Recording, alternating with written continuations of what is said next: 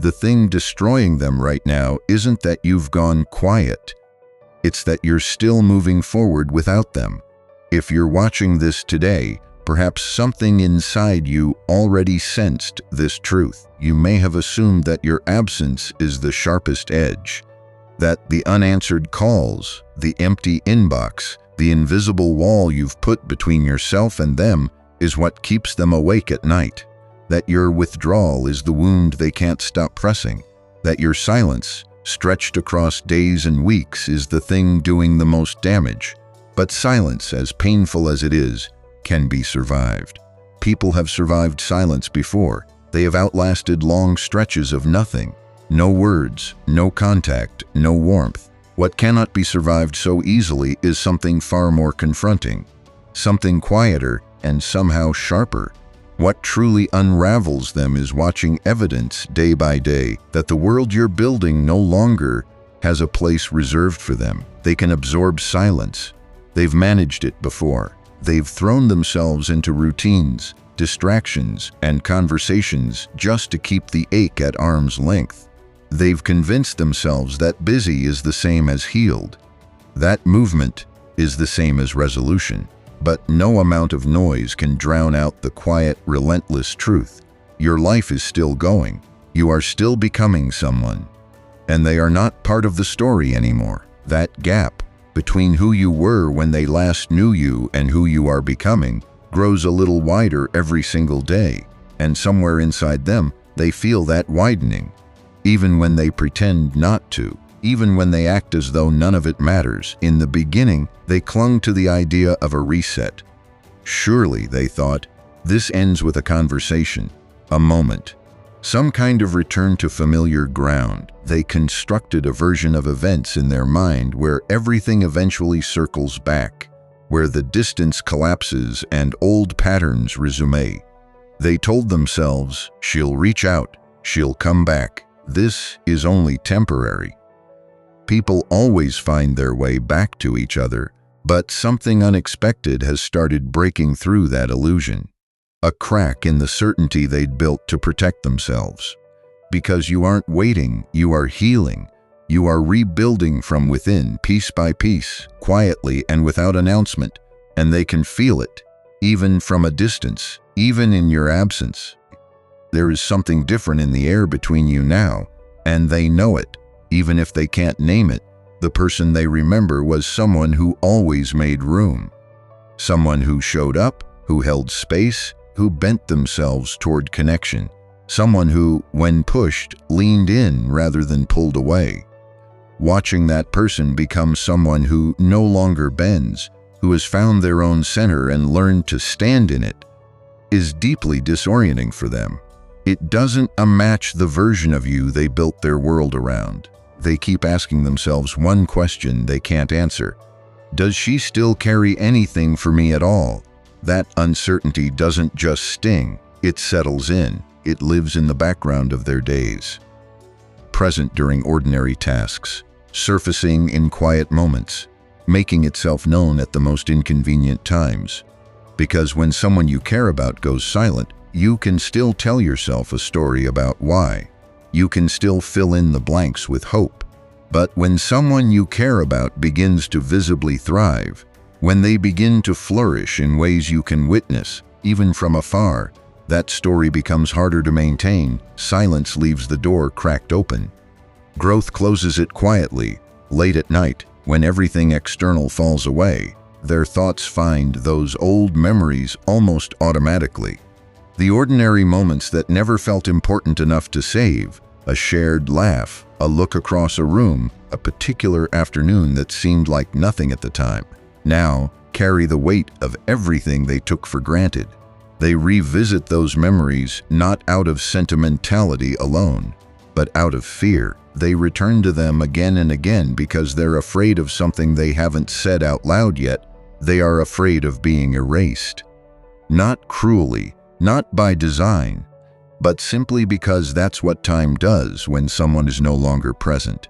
Life grows over the space they once occupied.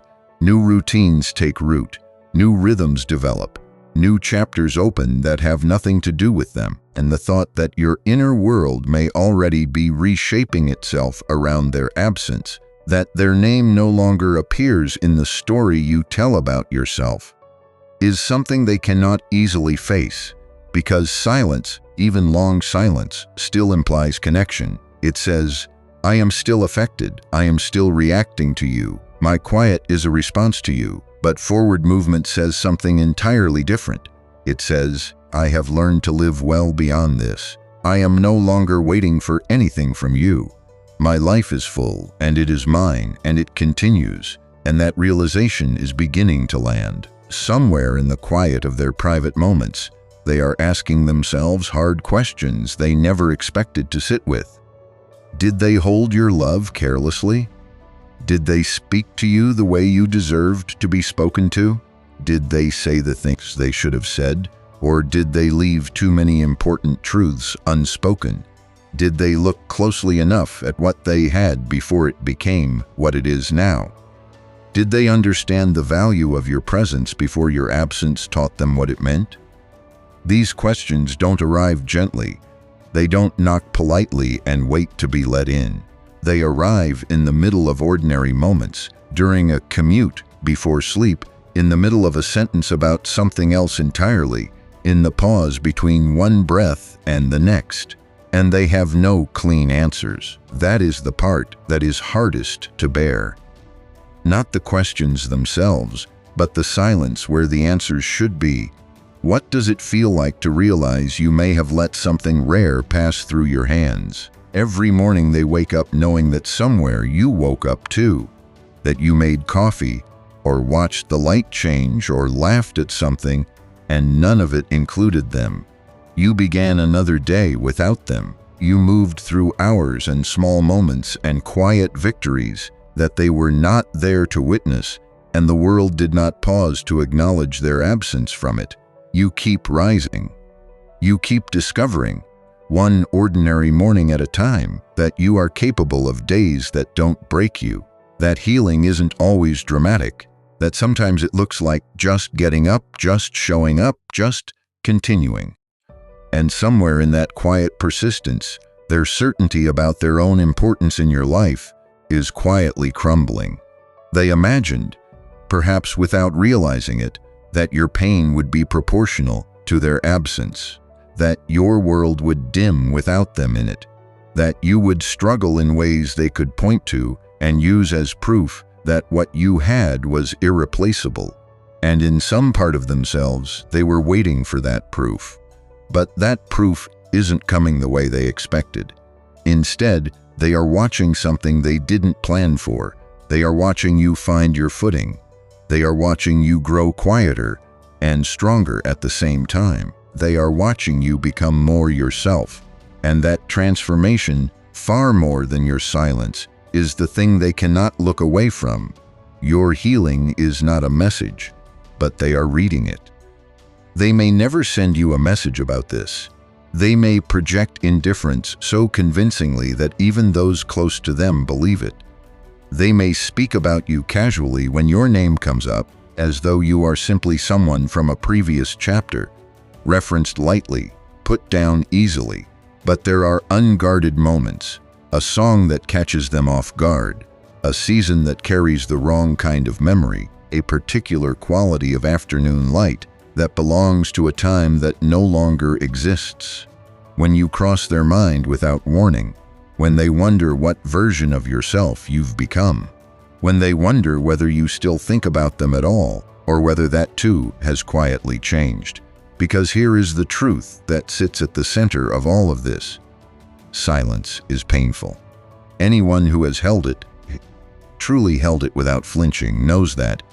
It costs something. It requires a kind of discipline that isn't always recognized.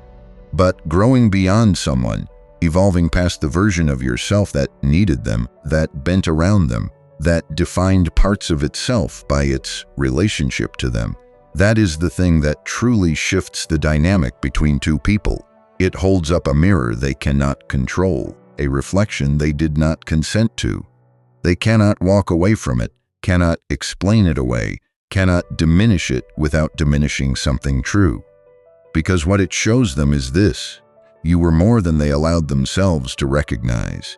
And the version of you standing on the other side of this, steadier, clearer, more rooted, is proof of that in a way that words never could have been. Have you ever truly understood just how much power lives inside your own becoming? The kind of power that doesn't announce itself, that doesn't need an audience. That shows up in the way you carry yourself through a difficult morning, in the way you make space for your own needs without apology, in the way you no longer shrink to make someone else more comfortable. That kind of power is quiet.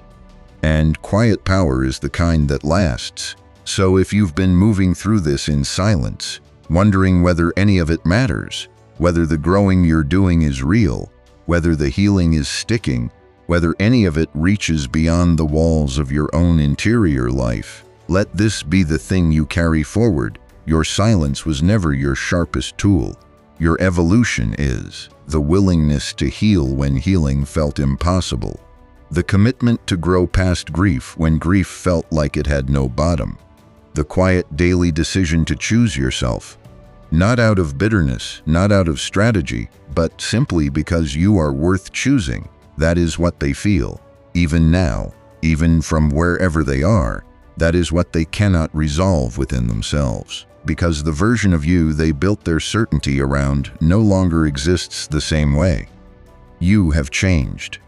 Not in the surface ways that are easy to track: a new appearance, a different routine, a shifted social circle. You have changed somewhere deeper, in the part of you that decides what you are willing to accept and what you are no longer willing to carry. And change like that, when it happens in someone you thought you fully understood, is one of the most destabilizing things a person can witness. It asks them to reconsider everything. Not just what happened between the two of you, but what they know about themselves, about how they treat people, about how carefully they pay attention, about whether they show up fully for the relationships they claim to value. They may never say any of this out loud. They may never give you the honesty you deserved all along. They may keep their distance and call it dignity, but in the quiet, between everything they show the world and everything they feel in private, they know what was lost. They know what role they played in that loss, and they know, perhaps most painfully of all, that the person who is rebuilding on the other side of it is someone extraordinary, someone who chose growth over bitterness, someone who chose healing over holding on, someone who chose again and again to become rather than to collapse. That is not nothing. That is not a small thing to witness, and whether they ever speak it or not, whether they ever reach toward you with the honesty that the moment deserved, that recognition is alive in them. And in knowing, they are confronting something they were not prepared for. Not your silence, your strength. If this spoke to something in you, take a moment to like this video. It helps more people find psychology wisdom when they need it most. And if you want to understand more about the hidden dynamics of the human heart, subscribe so you never miss what we share next.